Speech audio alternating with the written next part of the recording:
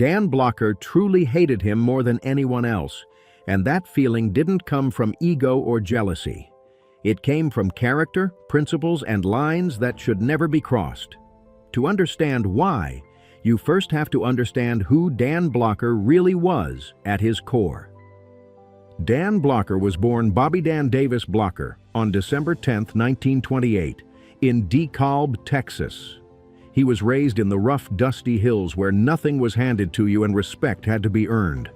Hard work wasn't a slogan there, it was survival. Family meant everything, and your word was your bond. Those values shaped him early and never left him. Even as a kid, Dan stood out, not just because of his size, but because of his spirit. He had raw physical strength mixed with a calm, gentle nature that surprised people. Folks expected toughness, but they got kindness. That balance would later become his signature, both on and off the screen. Before fame ever came knocking, Dan lived a life rooted in discipline and service. Standing 6'4" and close to 300 pounds, he was already a presence, but never an intimidating one. People described him as a gentle giant, someone who could fill a room without ever needing to dominate it. His parents owned a small store in O'Donnell, Texas, and that's where Dan learned responsibility the hard way. Long hours, real labor, and serving neighbors taught him humility. He didn't grow up dreaming of Hollywood. He grew up learning how to be useful. Dan attended the Texas Military Institute and later studied at Sul Ross State Teachers College. He wasn't just big, he was sharp. He excelled in academics and became a standout football player. His teammates respected him, not because he was loud, but because he was steady and dependable. He earned a degree in English and later completed a master's degree in dramatic arts. That combination, brains, discipline, and physical presence, made him rare. He wasn't chasing attention. He was building himself. Before acting ever entered the picture, Dan served his country during the Korean War. Drafted into the U.S. Army, he rose to the rank of infantry sergeant. Combat didn't harden him, it deepened him. It gave him empathy, patience, and a serious respect for sacrifice. Those who served with him said he led quietly but firmly. He didn't bark orders, he earned trust. Even under pressure, he stayed grounded. War showed him how fragile life really is, and that awareness stayed with him forever. After returning home, Dan didn't chase fame. He became a teacher. He shared literature and history with students, pouring knowledge into others instead of chasing applause. Acting wasn't a shortcut for him. It was a calling that came later. Hollywood didn't open doors overnight. In the late 1950s, Dan landed small television roles, grinding through appearances and learning the craft. Casting directors noticed something different. He wasn't flashy, he was real. Everything changed in 1959 when he was cast as Hoss Cartwright. That role didn't just define his career, it made him unforgettable. Hoss wasn't the fastest gun or the sharpest schemer. He was the heart. Big-hearted, loyal, compassionate, and moral to the bone. Audiences didn't just watch him, they trusted him. Dan didn't act that role, he lived it. The show exploded into a cultural force. Running for 14 seasons, it became one of television's biggest successes. Dan appeared in over 400 episodes, becoming a symbol of decency in a rough frontier world. Behind the scenes, his co-stars admired him deeply. They called him the moral compass of the set. Fame never changed him. Power never corrupted him. And at home, Dan lived the same way he worked, with loyalty and love. His marriage to Dolphia Parker Blocker wasn't Hollywood fluff. It was real. They met as students long before cameras and contracts. Their bond was built on respect, not spotlight. That foundation mattered later, especially when lines were crossed and values were tested. Dan Blocker didn't tolerate hypocrisy, cruelty, or ego wrapped in power. And when someone showed him who they really were, he believed them. That's where the hate began, not from anger, but from disappointment. And for Dan Blocker, disappointment cut deeper than anything else. Their connection was built on real values: respect, kindness, loyalty, and a shared love for a simple, grounded life. While many couples in show business were pulled together by glamour, ambition, or status, Dan and Dolphia built something quieter and far stronger. They trusted each other completely, knowing their hearts were safe in each other's hands. They married in 1952, long before fame ever found Dan Blocker. There were no flashing cameras or industry insiders at the wedding. It was modest, sincere, and deeply personal, just two people choosing each other for life. At the time, Dan was still juggling teaching jobs and small acting roles, trying to keep food on the table and hope alive. Dolphia stood beside him without hesitation. She wasn't chasing dreams for herself. She believed in his. When money was tight and the future uncertain, she became his steady ground. Her patience and quiet strength gave Dan the confidence to keep pushing forward even when success felt distant. Their marriage wasn't built on fame or money, it was built on faith. Faith in each other. Faith that love could outlast struggle. Faith that staying grounded mattered more than chasing applause. When Dan's career finally took off in the late 1950s and exploded in 1959 with Bonanza, Dolphia didn't change one bit. She stayed out of the spotlight, choosing family over attention. While Dan worked long days on set, she made sure their home stayed calm, loving, and normal. Their children grew up with structure and warmth, not Hollywood chaos. Friends often said Dan's humility came directly from his wife's influence. Fame never went to his head because Dolphia never let him forget who he was before it. They raised 4 children, twin sons David and Dirk, and daughters Deborah Lee and Danalyn. Their home was full of laughter, discipline, and love. Dan often credited his wife for keeping that balance intact no matter how busy life became. Even at the height of his success, Dan refused to let Hollywood dictate his priorities. He skipped industry parties and rushed home after filming. Quiet dinners with his family meant more to him than applause from strangers. To those who knew him, his devotion to Dolphia was obvious. He spoke about her with deep affection, calling her his greatest blessing. Their marriage weathered long work hours, public pressure, and sudden fame, and never cracked. But while Dan's home life was solid, things behind the scenes on Bonanza were far more complicated. On screen, the Cartwright family looked united and loyal. Off-screen, tensions simmered quietly, especially between Dan Blocker and Pernell Roberts, who played Adam Cartwright. Dan was known as warm, loyal, and easygoing. A former teacher and soldier, he believed in teamwork and respect. He didn't hold grudges easily and rarely spoke badly about others. But even Dan struggled with Roberts.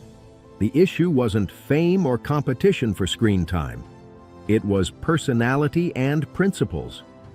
Roberts was highly intellectual and openly critical of the show. He believed Bonanza's scripts were shallow and repetitive, and he wanted deeper, more socially challenging storylines. He wasn't quiet about it either. Dan saw things differently. He believed in professionalism and gratitude. Bonanza had given them all success, and Dan felt loyalty mattered. To him, criticizing the show publicly felt like disrespect to the cast and crew who worked tirelessly to make it happen. In one interview, Dan bluntly said that Roberts thought he was smarter than the rest of us, adding that intelligence didn't excuse treating people poorly. He admitted working with Roberts often felt like walking on eggshells. Roberts sometimes refused to rehearse lines he felt were beneath him. For Dan, who prided himself on cooperation and respect, that crossed a line. He believed everyone on set deserved effort, no matter how small the scene. The tension wasn't explosive, but it was constant. And for a man like Dan Blocker, loyalty wasn't optional. It was everything. He used to say it clearly and without hesitation. "We're a family on this set, and family doesn't tear each other down in front of outsiders." That belief wasn't just talk. It was how Dan Blocker lived every single day. As the seasons passed, the philosophical divide between Dan Blocker and Pernell Roberts only grew wider. Roberts felt trapped, boxed in creatively, convinced the show wasn't challenging enough. Blocker saw it completely differently. To Dan, Bonanza wasn't a limitation, it was a gift. He believed the show offered something rare: positive, wholesome stories that families could sit down and watch together. He thought America needed that goodness, especially during uncertain times. Roberts openly disliked the show's commercial success. He saw it as proof that the material was too simple, too moral, too clean. Dan never understood that thinking. He thought Bonanza was too good-natured, Blocker once said, but that's exactly what people needed. That difference in outlook cut deep. Despite the tension, both men cared deeply about their craft. Roberts was classically trained, intense, and analytical. Dan relied on instinct, sincerity, and emotional truth. One led with intellect, the other with heart. And neither knew how to meet in the middle. Behind the scenes, arguments flared, voices were raised, frustrations simmered, but things never crossed into physical conflict. Still, the emotional tension was real and exhausting. Blocker's frustration became well known among the cast, even among those who tried to stay neutral. Michael Landon later recalled that Dan did everything he could to stay patient, even when situations became uncomfortable. Pernell Roberts had a way of pressing buttons without raising his voice, questioning scripts, motives, and decisions in ways that slowly wore people down. Dan believed respect mattered just as much as talent. To him, skill without humility was hollow. He didn't expect everyone to agree, but he did expect effort and decency. When that wasn't there, it bothered him deeply, not because of ego, but because it hurt the collective spirit of the set. Crew members noticed the shift whenever tensions flared. Conversations would quiet down, jokes disappeared, Dan would retreat inward, choosing silence over confrontation, even though it clearly weighed on him. He wasn't built for constant conflict. He was built for cooperation. When Pernell Roberts finally left the series in 1965, Dan felt two emotions at once: relief and sadness. "I never wished him harm," Dan said later, "but I was glad to stop fighting." That line alone spoke volumes about how draining the situation had become. With Roberts gone, the atmosphere on set shifted almost immediately. Laughter returned. Meals felt lighter. Dan's natural humor resurfaced in full force.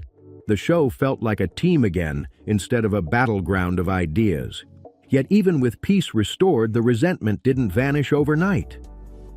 Dan admitted Roberts was brilliant. He never denied that. But he also admitted something sharper and more painful. He made everyone around him miserable, Blocker said. "You can't build anything good out of bitterness." That belief stayed locked into Dan's moral code. For Dan, success meant shared pride, not individual superiority. He believed television was a responsibility, not a soapbox. Millions of families welcomed Bonanza into their homes every week, and Dan took that seriously. Over time, anger softened into reflection. Dan didn't forget the tension, but he stopped carrying it like a burden. After leaving the show, Roberts pursued theater and became increasingly vocal about social issues. Dan watched from a distance, never attacking him publicly, never seeking closure either. They never reconciled personally before Dan's death, but Dan's later comments showed growth. Maybe he was right to want more, Dan reflected in later interviews. But he forgot to be thankful for what he already had. That wasn't bitterness, that was acceptance. Their relationship remains one of the most fascinating behind-the-scenes dynamics in television history. Two gifted men, united by talent, divided by philosophy. One believed art should challenge above all else. The other believed art should comfort and connect. Dan's disappointment wasn't rooted in hate, it was rooted in broken respect. He admired intelligence. He just couldn't excuse arrogance wrapped in it. Dan Blocker's legacy, however, stood in sharp contrast to that tension. He was remembered for warmth, generosity, and loyalty. Crew members spoke of him as someone who learned names, asked about families, and treated everyone, from lead actors to stagehands, the same. He summed it up plainly the way only Dan could.